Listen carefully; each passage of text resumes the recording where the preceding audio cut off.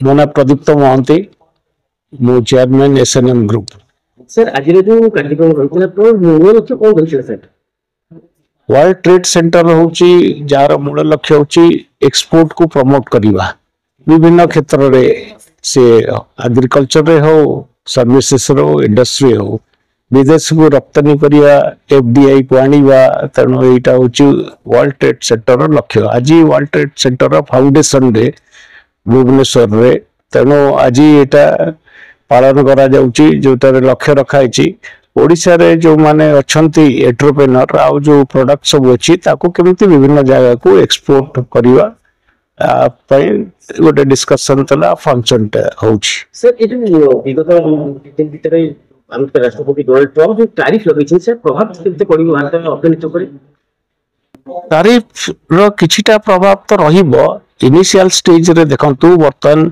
Trump जोटा लगै चंती सेटा सब सेक्टर एग्रीकल्चर हो ऑटोमोबाइल जो प्रभाव रहिबो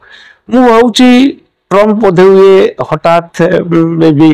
से तांकर डिसीजन चेंज करते परंतु किंतु खाली हमर जो एक्सपोर्ट होउची अमेरिका को होउची किंतु ता छडा विभिन्न कंट्री को होउची गोटे विंडो बंद हो गले अन्य अपॉर्चुनिटी आसी पारे हमें अफ्रीका को आज एमती हम ट्रेड पार्टनर हिसाब रे दुबई चैम्बर ऑफ कॉमर्स रु आसी चंती तांका संग दुबई बॉडी ईस्ट रे